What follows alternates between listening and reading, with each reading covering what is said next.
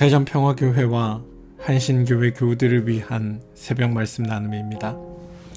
오늘은 2023년 2월 14일 화요일입니다.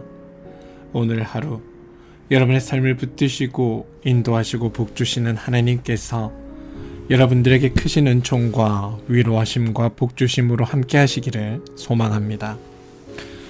오늘 우리가 함께 나눌 말씀은 마태복음 11장 18절로부터 19절까지 말씀입니다. 마태복음 11장 18절로부터 19절까지 말씀입니다. 요한이 와서 먹지도 않고 마시지도 않았다.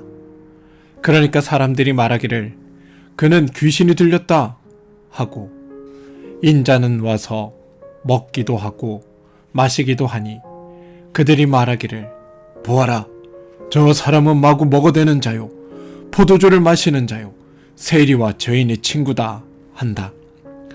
그러나 지혜는 그 한 일로 옳다는 것이 입증되었다.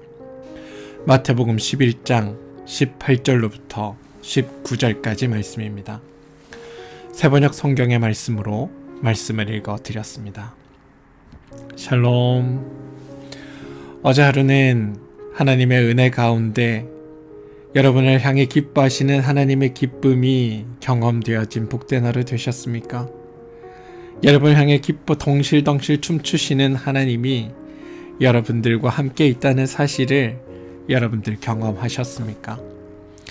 바라기는 오늘 하루 여러분에게 참 소망이 되시고 참 기쁨이 되신 주님께서 여러분의 삶을 복되고 아름답게 만들어 가시기를, 여러분의 삶에 참된 기쁨과 소망이 되어 주시기를 주님의 이름으로 축원드립니다. 저 사람은 마구 먹어대는 자요, 포도주를 마시는 자요, 세리와 죄인의 친구다. 이 말은 실제 사실이기도 했지만 이 말을 퍼뜨린 사람들은 이 이야기를 예수님을 조롱하기 위해 유포시킨 이야기로 예수님 이 말을 사용했습니다. 스스로 경건하다 자부했기에 이 말의 대상이 된 예수를 경건하지 못한 자로 전락시키기 위해 이런 말을 유포시켰던 겁니다. 문제는 말에는 힘이 있다는 겁니다. 그래서 어떤 것들이 말로 규정되는 순간 그 규정된 말은 그 사람을 향한 프레임이 되어 그 사람을 가두게 되는 역할을 하기도 합니다. 흔히 X세대니 MZ세대니 하는 세대를 규정하는 말의 경우가 사실 세대가 규정되기 전에는 세대에 속해 있다 하더라도 각 개인 본인의 그 특성들이 삶에서 드러났다가 어떤 세대라고 규정되자마자 자신의 행동도 그 규정되어진 세대의 특성에 따라 나타나고 그 특성에 따라 행동하게 되는 경향들이 나타난다는 겁니다. 그러니까 그 사람들이 특징지어 어떤 것들을 규정하였기에 나 역시도 그 규정된 특징에 따라 움직이게 되는 일들이 있다는 겁니다. 반대도 마찬가지입니다. 평소 본인의 행동과 달리 우연히 어떻게 한 행동이 그 세대를 특정 짓는 범주 안에 들어있을 경우 저 사람은 저 세대에 속한 사람이라고 쉽게 규정되어지는 일들도 흔히 우리 가운데 있습니다. 또한 기독교인이라는 말을 통해서 우리는 기독교인은 이러해야 한다, 저러해야 한다라는 규정을 가지게 되고, 이러한 기준들이 기독교인이라고 스스로 여기는 이들의 행동이나 사고의 방식을 제한하고 규정하는 경우들도 있습니다.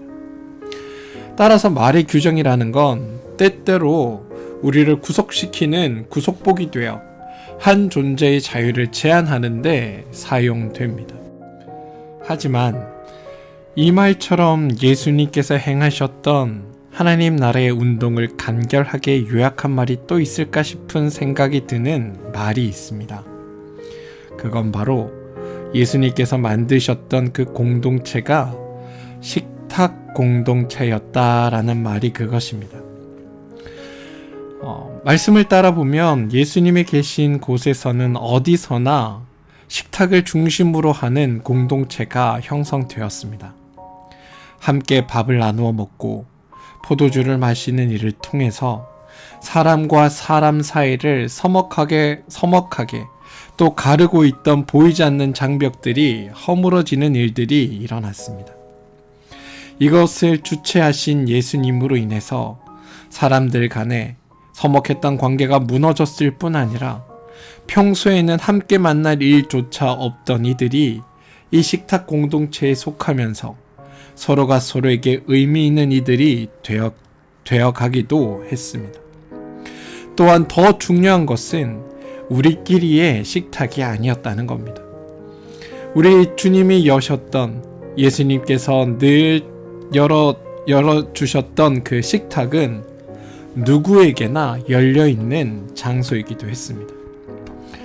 예수님 당시의 유대교 세계에서 어떤 범죄와로 인해 하찮게 여겨지던 사람들, 율법으로 인해 바람직하지 않다 생각되던 사람들도 그 식탁에서만큼은 배제되지 않았습니다. 아니, 그들이야말로 예수님의 식탁에 가장 먼저 초대되고 했던 소중한 사람들이었습니다. 세리와 죄인은 유대인들의 경멸했던 7가지 직업에 속하는 사람들을 통칭하는 표현입니다. 야바위꾼, 고리대금업자, 내기놀이꾼, 안식년 생산물을 사고 파는 장사꾼, 양치기, 세금 징수원, 소득세 징수 청부인 등이 그 범주에 속합니다. 자기 직업을 사랑할 수 없었던 그들은 사회적인 차별을 자기 안에 내면화하며 살았을 것이고, 유대교의 주류 세계에 속한 사람들의 손님이 될 수도 없었고, 그들을 초대할 자격도 없었습니다. 따라서 그들은 유대인이었지만 유대인 세계에 속하지 못했고, 유대인 세계 바깥에 서서 그들을 바라볼 수밖에 없는 존재들로 살고 있었습니다. 그런데 예수님은 사회적 금기의 장벽을 가로질러서 기꺼이 그들의 손님이 되셨고, 예수님의 식탁으로 그들을 초대하여서 그들과 함께 어울리셨던 겁니다. 사람들의 시선이 두려웠다면 차마 할 수 없는 일이었습니다. 실제로 유대 사회에서 어떤 사람과 밥을 같이 먹는다는 것, 이건 그를 공동체의 일원으로 받아들인다는 뜻을 내포합니다. 따라서 예수님의 열린 식탁은 사회적인 환대의 자리이기도 했습니다. 김현경 교수라는 분의 사람, 장소, 환대라는 책에는 환대에 대한 정의를 다음과 같이 내리고 있습니다. 환대란 다른 이들에게 자리를 주는 것, 또는 지금 그의 자리를 인정하는 것, 그가 편안하게 사람을 연기할 수 있도록 돕는 것, 그리하여 그를 다시 한번 사람으로 만들어 주는 것이 환대이다. 거룩과 그것을 판단할 율법이 세상 모든 것의 판단 기준이었던 예수님 당시의 유대 세상에서 예수님께서 행하셨던 그 행동은 특별한 의미를 가집니다. 바로 예수님의 열린 시각과 그에 따라 마련된 주님의 식탁이 하나님의 나라가 어떤 곳인지, 참된 하나님의 뜻은 무엇인지, 하나님의 나라는 누구를 위해 존재하며 그 나라에서는 어떤 일들이 일어나야 하는지에 대한 예수님의 행동적인 비유였다는 사실입니다.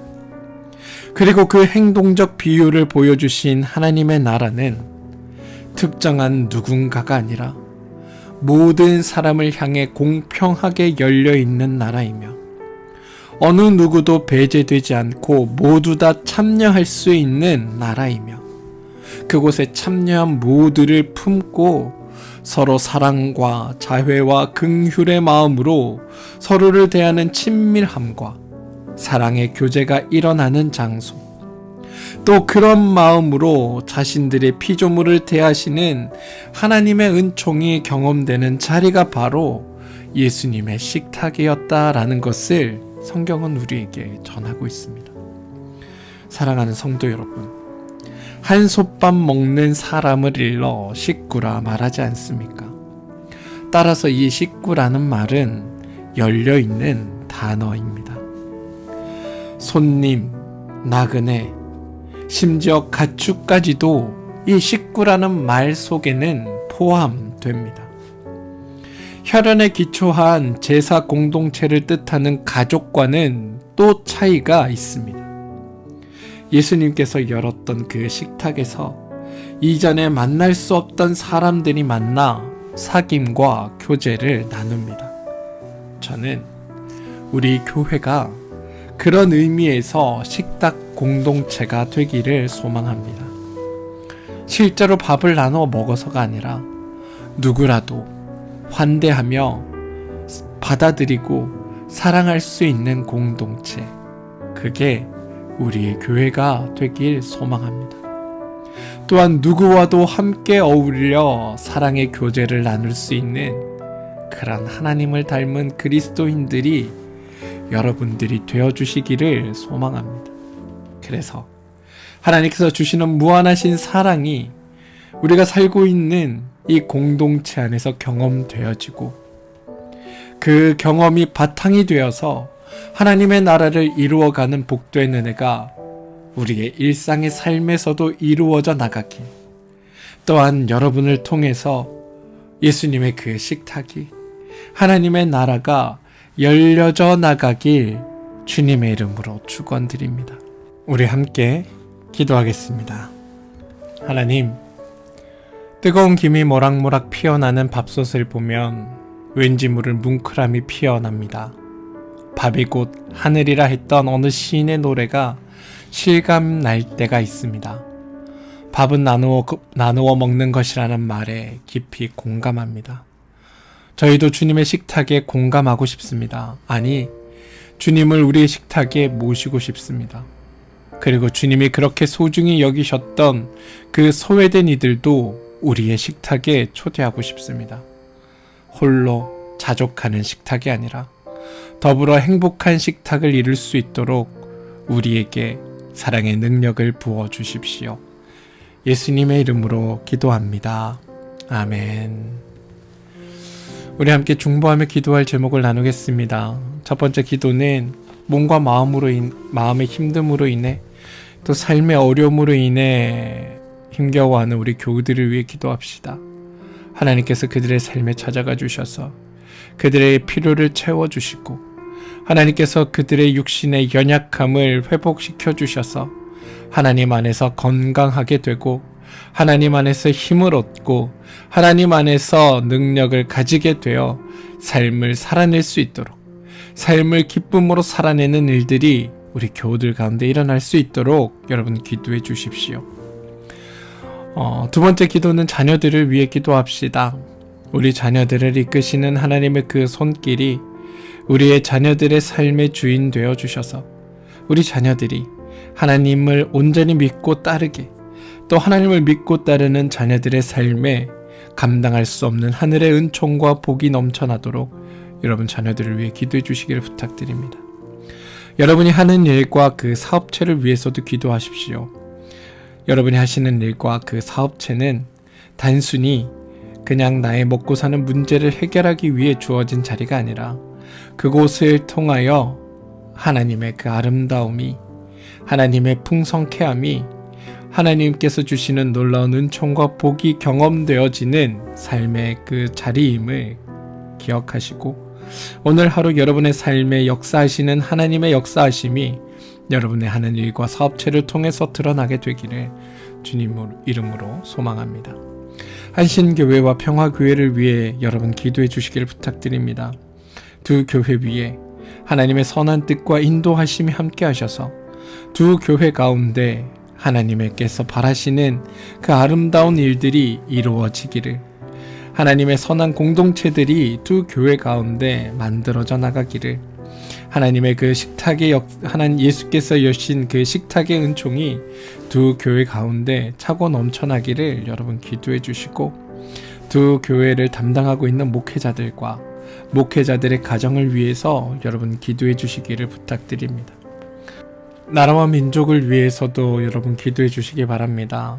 이 땅에 하나님의 선한 통치가 드러나서 이 땅을 살아가는 모든 이들에게 온전한 평화가 이루어지기를, 뿐만 아니라 튀르키예와 시리아 지진으로 인해 고통 겪고 있는 그 나라에 하루빨리 회복의 은총이, 또 재건의 역사가 일어나서 더 이상 그 일로 아픔을 겪지 않도록, 그곳에 있는 이들에게 하나님의 위로가 온전히 넘쳐나도록 여러분 기도해 주시고, 러시아와 우크라이나의 전쟁이 빨리 종식되어서 이 땅에 항구적인 평화가 이루어질 수 있도록 여러분 기도해 주시기를 부탁드립니다.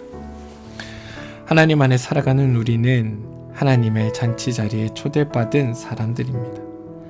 하나님께서 여신 그 식탁의 자리에 우리 모두 함께 앉아 있습니다. 그렇기에 우리는 한 식구입니다.